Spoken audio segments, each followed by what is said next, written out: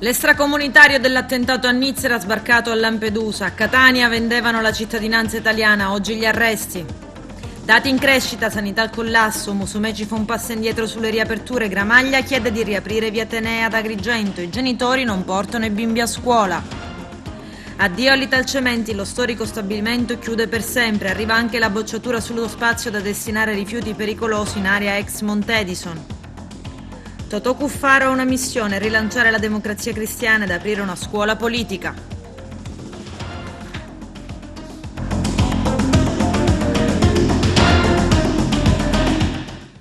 Bentrovati gentili telespettatori al nostro appuntamento con l'informazione. 3 persone sono state uccise all'interno della Basilica di Notre Dame a Nizza. Una donna è stata decapitata, un uomo, il sagrestano, sgozzato, la terza vittima. Un'altra donna è morta per le ferite riportate in un bar dove aveva cercato rifugio fuggendo. Poi un ferito grave colpito sul sagrato antistante il luogo di culto. L'attentatore di Nizza è sbarcato a Lampedusa lo scorso settembre. Era indagato dalla procura di Agrigento per favoreggiamento dell'immigrazione clandestina. Il servizio di apertura di Lello Casesa.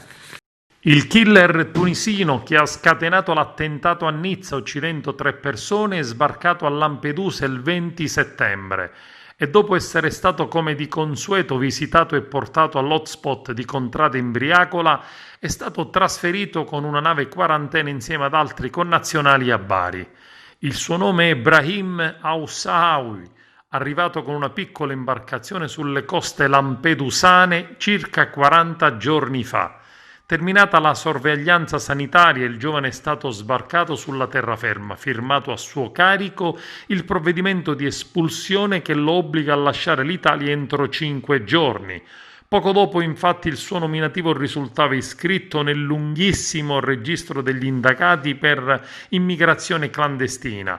Brahim Aoussaoui risultava infatti essere indagato dalla procura di Agrigento.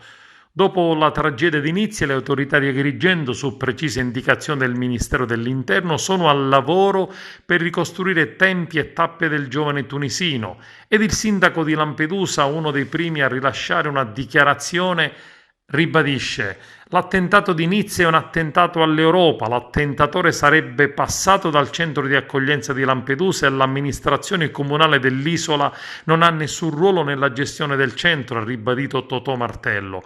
Le autorità competenti stanno verificando i passaggi, Lampedusa non può essere accusata di nulla, sarebbe un grave e pericoloso errore raccontare questa vicenda con semplificazioni che rischiano di spazzare via l'impegno e i sacrifici della nostra comunità sul fronte umanitario, ha concluso il sindaco Totò Martello.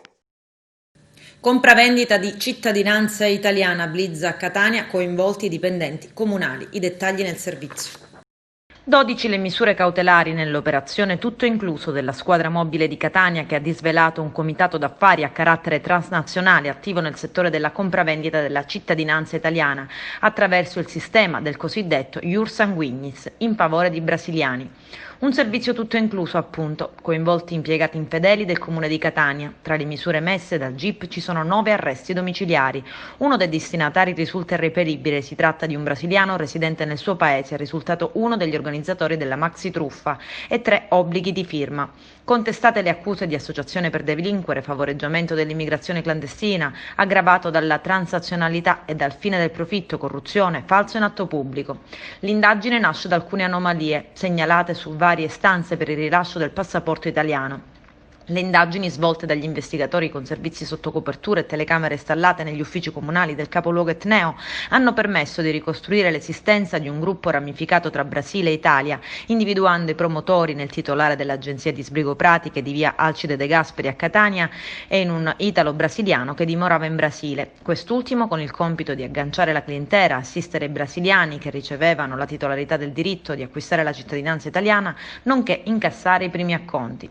Il gruppo ha fronte del pagamento di migliaia di euro, le cifre oscillavano tra 5.000 e 5.500 euro a pratica, offriva un pacchetto cosiddetto tutto incluso, comprensivo di adempimenti burocratici, prelievo e accompagnamento in aeroporto, alloggio in territorio catanese, per lo stretto tempo necessario ad acquistare la doppia cittadinanza dai 12 ai 14 giorni, presso strutture messe a disposizione dall'organizzazione, consistenti in 4 immobili e, in alcuni casi, l'offerta prevedeva anche l'organizzazione di cene per festeggiare il buon esito delle pratiche. In questo contesto gli impiegati comunali hanno consentito vantaggi economici basati essenzialmente in canoni di locazione notevolmente maggiori rispetto ai prezzi di mercato, 500 euro a persona per una permanenza di soli 12-14 giorni, forniture di carburante e altre regalie in cambio di false attestazioni di residenza. La responsabile dell'ufficio cittadinanze, insieme all'impiegato dell'Archivio di Stato dietro l'apparente servizio di riordino dei locali, riceveva per ogni brasiliano giunto a Catania 250 euro, occupandosi delle pulizie dei locali adibiti ad ospitare i brasiliani del cambio di biancheria, come emerso dalle immagini riprese dalla telecamera installata all'interno dell'ufficio pubblico, dove intorno alle 7:30, quando l'ufficio era ancora non frequentato, l'addetto all'Archivio di Stato consegnava alla collega la somma di 625 euro. Non vogliamo riaprire subito. Il governatore della Sicilia, Musumeci, cambia ancora idea. Utilizzeremo la legge regionale, dice, se sarà approvata dall'Assemblea siciliana solo quando ci saranno le condizioni per poterlo fare. Lello Cassesa. Il presidente della regione Musumeci, probabilmente a causa dei numerosi contagi nell'isola e nel resto del paese, ha cambiato idea, contrordine.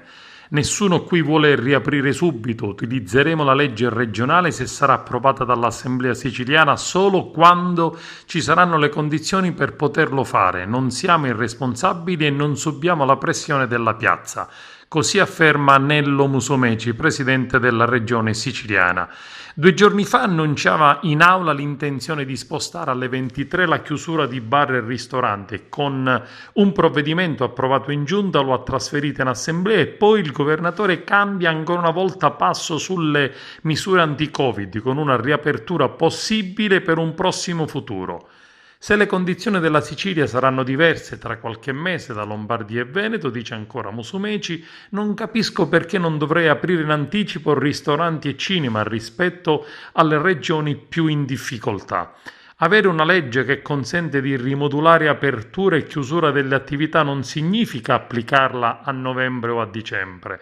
In questo momento non credo ci siano le condizioni per poter riaprire, ma se a febbraio ci fossero le condizioni, non capisco per cui non dovremmo ridurre il calvario delle attività, sentito il Comitato Tecnico Scientifico. Sappiamo tutti che ci attendono mesi difficili. Musumeci attacca il ministro per gli affari regionali Boccia. Non ho parlato col ministro Boccia, che ha avuto l'imprudenza di affermare che il governo centrale impugnerà provvedimenti contrari al DPCM prima di leggere il nostro disegno di legge. Ha fatto solamente un processo alle intenzioni. L'ASP di Agrigento ha diffuso il consueto bollettino riguardante i dati della sorveglianza epidemiologica in provincia. Il report fa riferimento a ieri, 29 ottobre. Il servizio del nostro direttore Arturo Cantella. Resi noti i nuovi dati epidemiologici in provincia di Agrigento da parte dell'ASP, riferiti alla giornata di ieri: 46 nuovi casi positivi, 15 guariti, 5 ricoverati, 1 deceduto. I soggetti positivi sono in totale 820, tra cui 334 guariti, 24 deceduti, 403 in trattamento domiciliare, 59 ricoverati, di cui 47 in ospedale e strutture a bassa intensità di cure, soggetti che evidentemente si riferiscono al territorio di competenza dell'ASP. Il report fa riferimento quindi al 29 ottobre in continua variazione. Nella giornata di ieri ci sono stati 46 nuovi casi di Covid-19 nell'Agrigentino su 290 tamponi effettuati dall'inizio della pandemia. I test eseguiti sono stati 27.857, 6 nuovi ricoveri in ospedale che fanno salire a 47 i soggetti agrigentini attualmente ricoverati. Le persone poste in quarantena sono 44 nella sola giornata di ieri, 15 le nuove guarigioni certificate. Il comune dell'Agrigentino con più casi è Sambuca di Sicilia, dove attualmente ci sono 91 positivi. Subito dopo viene la città di Sciacca con 40 casi, Santa Margherita del Belice con 36, superano i 30 attuali positivi anche la città di Agrigento, Favara con 32, Licata con 36, Canicattì con 32, Porto Empedocle con 32. Intanto ieri si è recato il commissario dell'ASP nelle zone di massima criticità, che ha visitato le comunità di Sambuca e Santa Margherita del Belice, una presenza diretta nei luoghi di maggiore sofferenza, a sostegno collettività più colpite, sinergia costante con i sindaci per garantire massima assistenza. Questo è il messaggio della presenza del commissario straordinario dell'ASP di Agrigento, Maria Zappia, che ha voluto dare con la visita presso i comuni di Sambuca di Sicilia e Santa Margherita del Belice nel corso della giornata di ieri, dopo aver pianificato passo passo e stretto accordo con l'assessorato regionale alla salute le azioni utili a fronteggiare la repentina diffusione dei contagi da Covid-19 presso i 2 centri nella provincia orientale, impiegando una consistente dotazione di uomini e mezzi. Il commissario Zappia ha deciso di recarsi in piena zona rossa, incontrando il sindaco di Sambuca Leonardo Ciaccio e successivamente anche il primo cittadino di Santa Margherita del Belice, Francesco Valenti. Intanto sentiamo il sindaco della città di Agrigento sui casi Covid registrati ieri. Oggi abbiamo un caso in più di positività al Covid-19, però abbiamo 4 guariti, quindi in totale abbiamo 33 casi positivi rispetto ai 36 di ieri. 31 di questi 33 si trovano al proprio domicilio in isolamento fiduciario asintomatici. 2 sono ricoverati, uno presso il nosocomio agrigentino e uno presso il nosocomio nisseno. Per quanto riguarda la sanificazione delle vie, questa notte verranno sanificate le vie di San Leone e del villaggio Mosè. Domani notte sarà la volta delle vie del quartiere di Monserrato e del quartiere di Villa Seta. Per quanto riguarda la sanificazione delle scuole, ho anticipato a domani chiusura e sanificazione dei plessi Lauricella e Pirandello.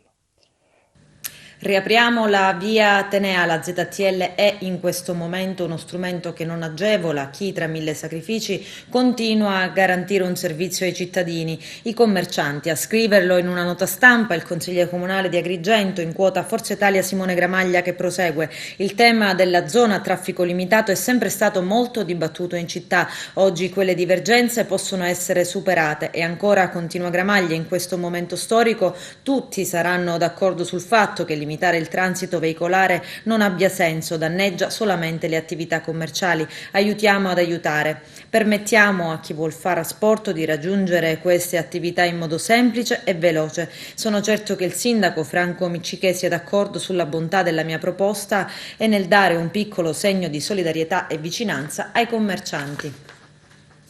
Sanità al collasso. A Palermo i pronto soccorso sono sovraffollati, alcuni pazienti sono assistiti dentro le ambulanze. La regione prova a reclutare personale. C'è il servizio.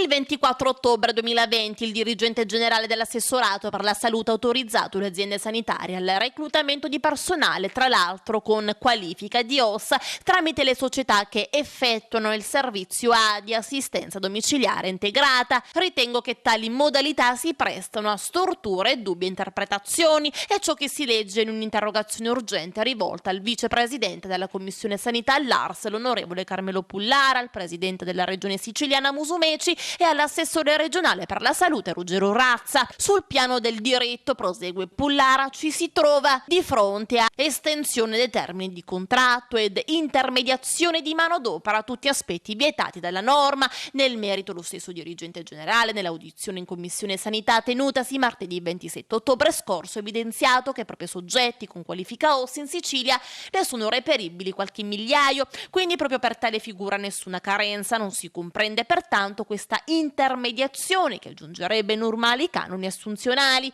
su tutti, pubblicità e trasparenza, previsti per il pubblico impiego. In un periodo come questo occorre evitare che fasce deboli possano essere prede inconsapevoli. Alla luce di tutto questo, conclude il parlamentare, ho chiesto al presidente della regione, all'assessore Razza, di revocare con urgenza l'atto di indirizzo emanato dal dirigente generale in materia di reclutamento straordinario previsto, prevedendo il reclutamento degli OS mediante lo scorrimento delle graduatorie delle singole aziende. Intanto a Palermo, a causa del Covid-19, pronto soccorso sono sovraffollati, alcuni pazienti sono assistiti dentro le ambulanze. Nel pronto soccorso del Civico ci sono 44 pazienti Covid positivi e 43 in quello del cervello. I presidi di emergenza di Villa Sofia del Policlinico, dell'Ingrassia e del Bucherella Ferra sono impegnati a garantire le altre urgenze, mentre a Villa Sofia ci sono 70 persone no Covid in attesa.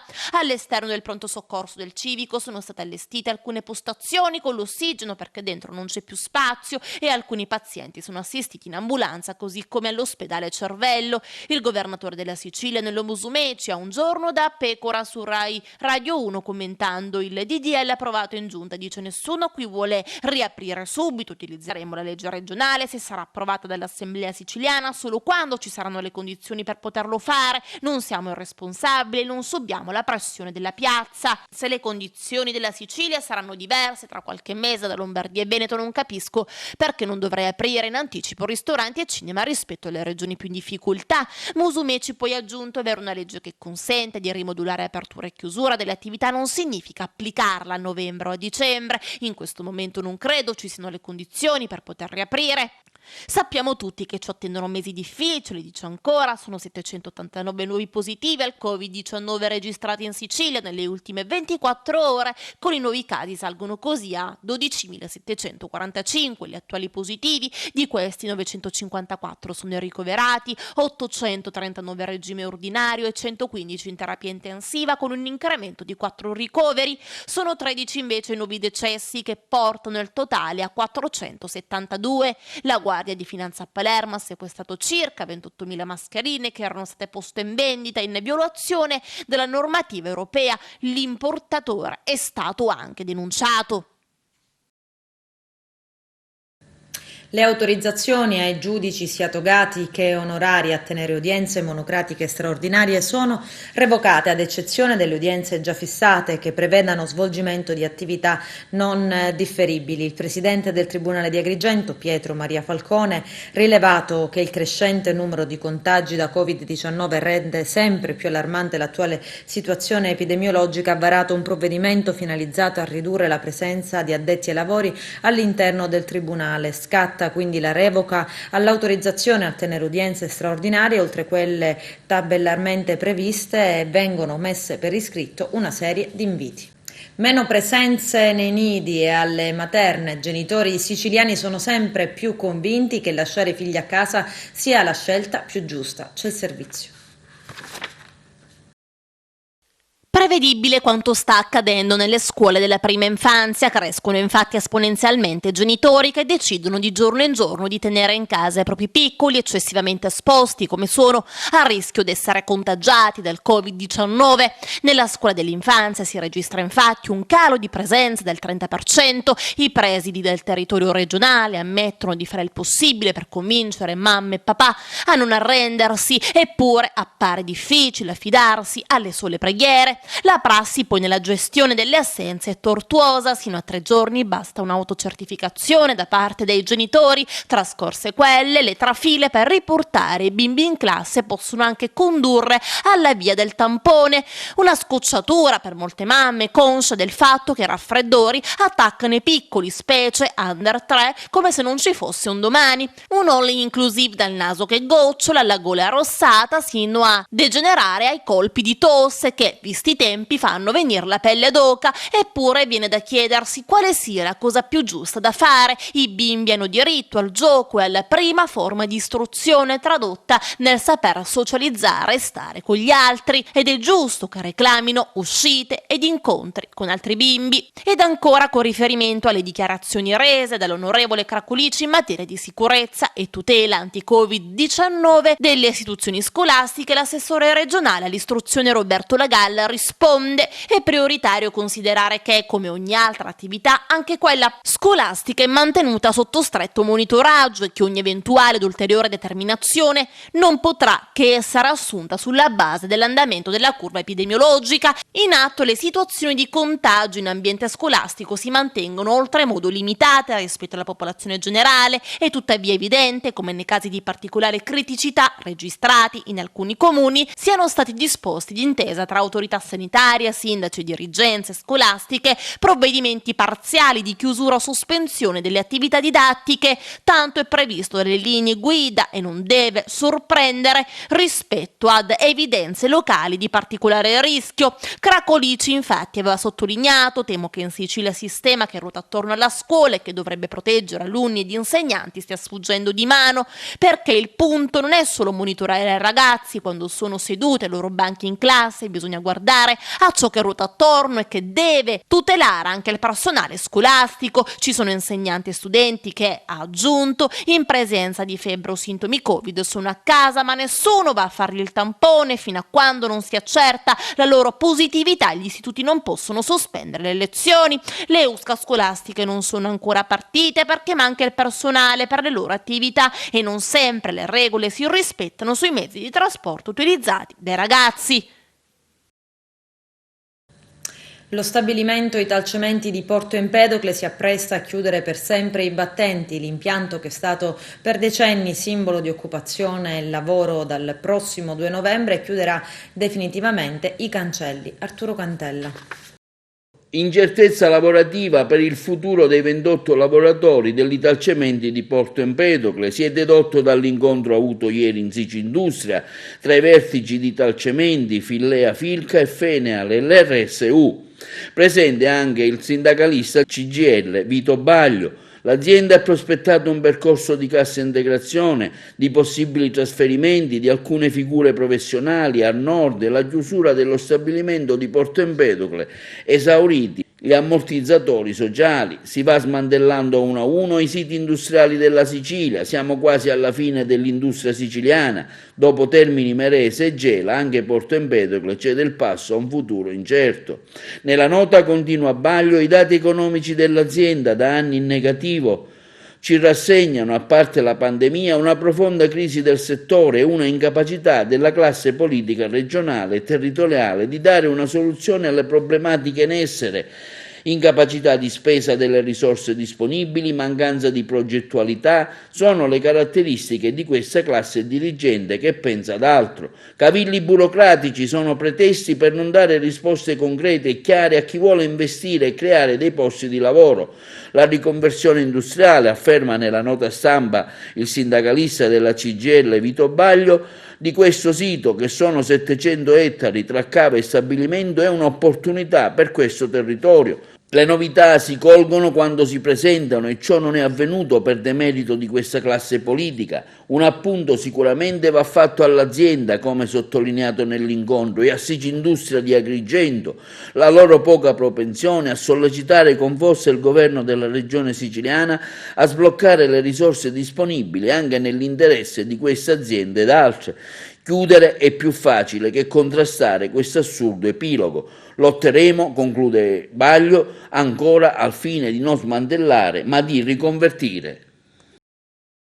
Altra doccia fredda per l'economia agrigentina. Ieri, in sede di Confindustria, Italcementi ci ha comunicato che a fine dicembre chiuderà attività lo stabilimento di Porto Empedocle. A farne le spese saranno i 28 lavoratori diretti, oltre ai lavoratori interessati dall'indotto, per un totale di 50 lavoratori che non troveranno più occasione di salario all'interno di quello stabilimento. Italcementi ieri ci ha comunicato che è previsto che dal 1 di novembre i lavoratori diretti, quindi 28, saranno utilizzati per la messa in sicurezza dello stabilimento. Sempre gli stessi lavoratori dal 1 di dicembre saranno messi in cassa integrazione fino a quando ci sarà l'emergenza Covid, e a questi lavoratori, sempre dice Italcementi, sarà offerta la possibilità, per evitare il licenziamento, di essere trasferiti al nord negli altri stabilimenti Italcementi o di favorire coloro che sono già più avanti negli anni e che hanno tanti anni di servizi, uno scivolo per consentirgli di andare in pensione. Quindi questa è stata la comunicazione che è stata un fulmine, come un fulmine al ciel sereno, ieri data da Italcementi che mette tutti in forte apprensione. Già la nostra è un'economia, è una situazione socio-economica abbastanza travagliata, la perdita anche di questo stabilimento ci fa pensare che Agrigento è davvero messa male. E vedremo ora le iniziative da intraprendere a livello unitario con CGIL e CISL per capire meglio, per tutelare di più i lavoratori e per non perdere la possibilità di utilizzare magari in altra forma quell'area e quello stabilimento. Avevamo sollevato il caso 2 giorni fa, il silenzio-assenso del comune di Porto Empedocle avrebbe dato vita ad un impianto di recupero di rifiuti speciali nell'area ex Montedison. Parlarne ha fatto sì che il comune si pronunciasse bocciandolo. Vediamo.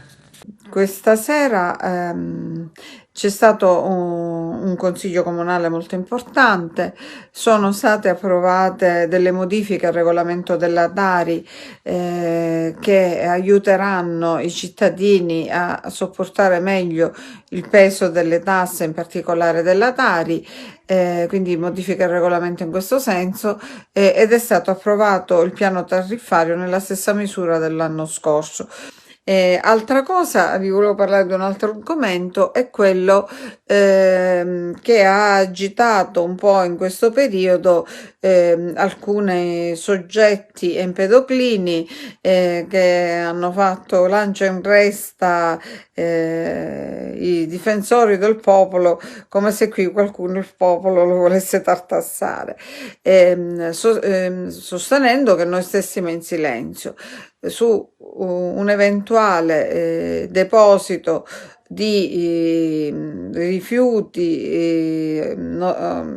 diciamo organici, inorganici e anche rifiuti speciali richiesto da una ditta al demanio.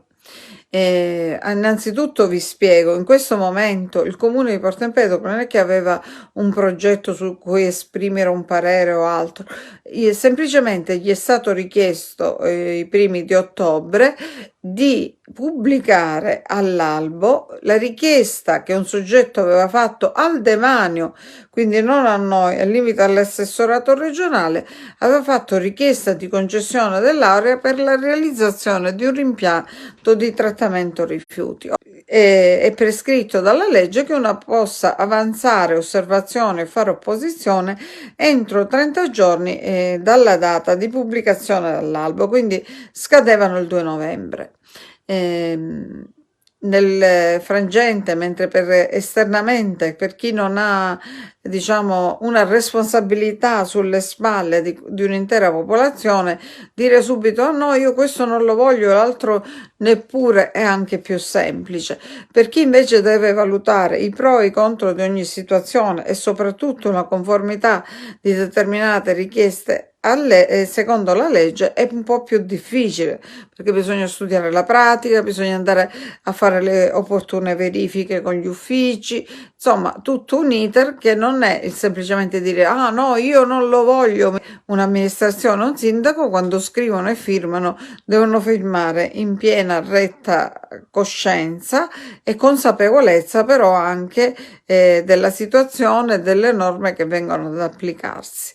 E quindi prima di scrivere, diciamo prendere carta e penna, abbiamo deciso innanzitutto di convocare la ditta per verificare quale fosse la loro effettiva intenzione, il tipo di impianto che avevano previsto, se effettivamente ci fossero rifiuti pericolosi o meno, perché erano tutti dati che noi non avevamo, in quanto da noi come ente comune non è stato depositato nulla. Abbiamo incontrato la ditta, abbiamo anche sentito il consiglio comunale nelle persone dei capigruppo al Consiglio Comunale, quindi sostanzialmente tutti i rappresentanti di tutto il popolo empedoclino, che esprimevano la loro preoccupazione e la loro contrarietà ad un impianto che fosse di stoccaggio e di trattamento dei rifiuti, per tutta una serie di motivi che noi abbiamo elencato in una lettera che conteneva motivi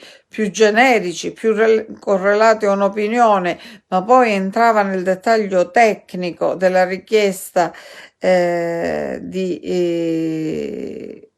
o quantomeno delle osservazioni e della opposizione rispetto alla richiesta di questo terreno al demanio.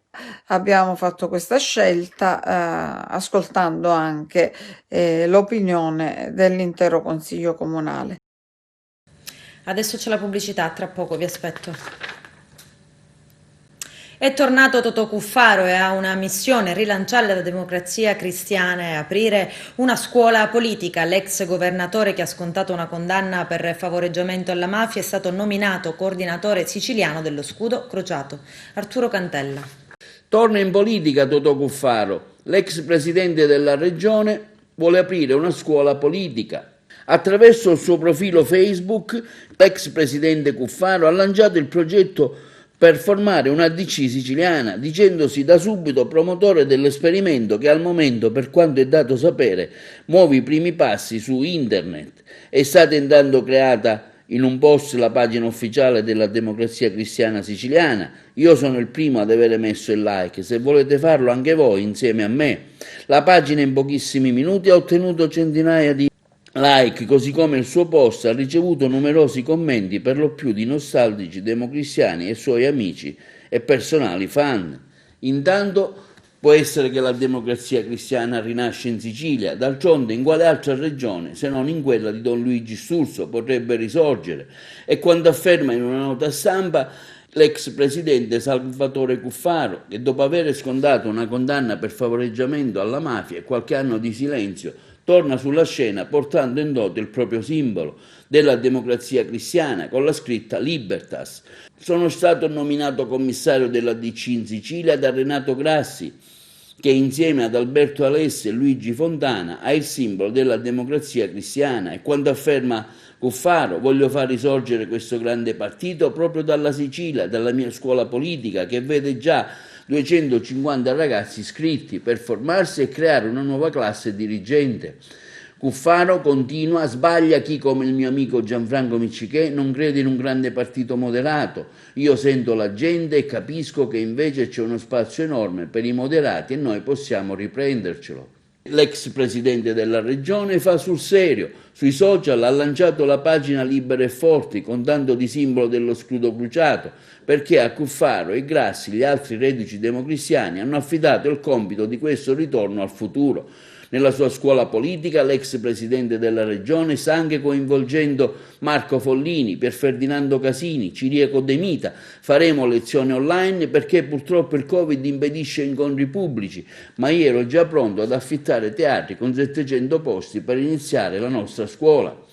Totò Cuffaro, insomma, torna sulla scena politica siciliana, sognando di lanciare la nuova democrazia cristiana, una democrazia cristiana, continua Cuffaro, un po' diversa da quella che abbiamo conosciuto noi. Per essere chiari, non possiamo più riproporre un metodo di raccolta del consenso legato allo scambio ai favori ad altro. Per carità, oggi il voto di scambio è diventato industriale, penso al reddito di cittadinanza che io sostengo con forza tra l'altro, ma i giovani sono cambiati, sono tornati a volere ideali alla base di un progetto politico e sono convinto che il pensiero di Don Luigi Sturzo sia ancora attualissimo. L'emozione in una chiusura di campagna elettorale è sempre importante, ma diventa importante se insieme all'emozione c'è il contenuto di un lavoro svolto e l'impegno a continuare a lavorare. Credo che Silvia abbia voluto non ricordare le cose che ha fatto, ma abbia voluto prendere impegni davanti ai suoi cittadini di quanto ancora questo paese ha bisogno per essere un paese vivibile e soprattutto perché questo sia un paese dei cittadini che scelgono di viverci piuttosto che andare via. Quindi credo che le cose che abbia detto non solo meritano il rispetto da parte di tutti, ma meritano soprattutto la fiducia di tanti raffadelesi che l'hanno visto lavorare e che credo debbano riconoscergli non solo il lavoro, ma l'impegno che vorrà continuare a mettere per questa città. La sua presenza è di buon auspicio allora? La mia è una presenza fraterna per un fratello che è stato sofferente con me nei tempi difficili, che ha rinunciato a fare il sindaco in un momento dove per me le condizioni erano di sofferenza e che è tornato in questo paese da solo, con le sue forze, con la sua capacità, col suo impegno e con la sua disponibilità. È riuscito a costruire da solo quando ancora nessuno, né io soprattutto, non potevo essergli vicino, e per questo credo che oggi debba raccogliere non soltanto il mio affetto, ma l'affetto di quanti gli sono stati vicini e di quanti non possono non riconoscere il suo lavoro. Si arricchisce di libri la biblioteca di Montevago. Vediamo. Nuovi libri in arrivo nella biblioteca comunale a Montevago. A darne notizia il sindaco Margherita La Rocca Ruvolo. È stato possibile acquistare i nuovi volumi grazie a un contributo del Ministero per i Beni Culturali e le Attività per il Turismo. Oggi una buona notizia per Montevago. Grazie ad un contributo del Ministero Beni Culturali abbiamo acquistato, dando impulso all'editoria, dei libri per arricchire la nostra biblioteca. È un lavoro che è stato fatto in questi ultimi mesi, è un lavoro che è stato portato avanti grazie all'impegno meticoloso della responsabile della biblioteca Lilla Di Maria, ai ragazzi del comitato Amici della Biblioteca, al presidente della biblioteca, il dottore Maggio, e a questo contributo che arriva dal Ministero. L'obiettivo è quello di arricchire la biblioteca comunale, dare ai nostri giovani, ma anche a chi è meno giovane, la possibilità di poter trovare i libri che cercano, di poter vedere nella biblioteca un punto di accesso per la lettura, per il confronto, anche se in questo momento di Covid bisogna mantenere, come tutti sappiamo, il distanziamento eccetera, ma in questi mesi passati i giovani qui sono venuti a studiare, hanno avuto momenti di lettura, di approfondimento. L'obiettivo è quello di renderla sempre più efficiente con il wifi. La prossima settimana partiranno dei lavori di ristrutturazione per renderla ancora più adeguata a quelle che sono le normative. Mi riferisco in particolar modo ai lavori che verranno fatti all'interno della biblioteca e all'accesso per abbattere le barriere architettoniche. Tutto questo è un lavoro, voglio ringraziare la consigliera Migliore per avere messo a disposizione il suo tempo e per collaborare, e voglio ringraziare l'assessore alla cultura Calogero Armato. TUSA ha un nuovo spazio espositivo, il Lapidarium, i dettagli nel servizio. Sabato 31 ottobre alle ore 16:30 nel complesso di Santa Maria delle Palate a Tusa, all'interno del Parco Archeologico di Tindari, verrà inaugurato il Lapidarium di Alesa Arconidea, l'antica città siculo-greca che lì sorgeva. All'apertura saranno presenti l'assessore dei beni culturali e dell'identità siciliana Alberto Samonà, il direttore del Parco Archeologico di Tindari Salvatore Gueli, il sindaco di Tusa Luigi Miceli e la direttrice del Parco Archeologico di Naxos Taormina Gabriella Tigano. Sabato prossimo, il 31 di ottobre, avremo l'inaugurazione del Lapidarium presso il sito archeologico di Alesa, che è un nuovo spazio museale espositivo fruibile da cittadini, da turisti, da visitatori, da stranieri. Speriamo al più presto di inaugurare l'ecomuseo a Castel di Tusa sulla statale 113 nei pressi della stazione ferroviaria. Insomma, non intendiamo fermarci, attenzione all'emergenza, ma il cuore oltre l'ostacolo per lo sviluppo di questa terra. Il museo, attraverso le testimonianze e le epigrafi esposte, conserva la memoria documentale che scandisce le tappe storiche dell'antico centro, dal momento della fondazione avvenuta alla fine del V secolo a.C. a quello della distruzione ad opera di eventi tellurici, databile al IV secolo d.C., e ancora altre quando la città divenne sede vescovile, fino all'invasione araba della Sicilia. Il lapidario è stato allestito nel piano inferiore di uno degli edifici rurali del complesso della ottocentesca fattoria fortificata di Salvo, che prese il posto dell'antico convento cinquecentesco dei padri francescani, ormai fatiscente e in parte crollato, del quale rimangono pochi resti nei pressi dell'ingresso del lapidario. Il locale è stato reso funzionale come spazio espositivo a conclusione di un percorso che include e valorizza anche il passaggio coperto tra la chiesa di Santa Maria delle Palate e l'antiquarium, secondo un'idea progettuale di museo diffuso. Lo spazio espositivo è stato allestito secondo un itinerario cronologico, nel quale le epigrafi trovano una loro logica collocazione con funzione, oltre che scientifica, anche didattica e divulgativa, supportata da un efficace apparato esplicativo mediante pannelli e didascalie. Con questo è tutto, termina qui l'edizione del telegiornale. Grazie per la gentile attenzione e per essere stati con noi. A presto.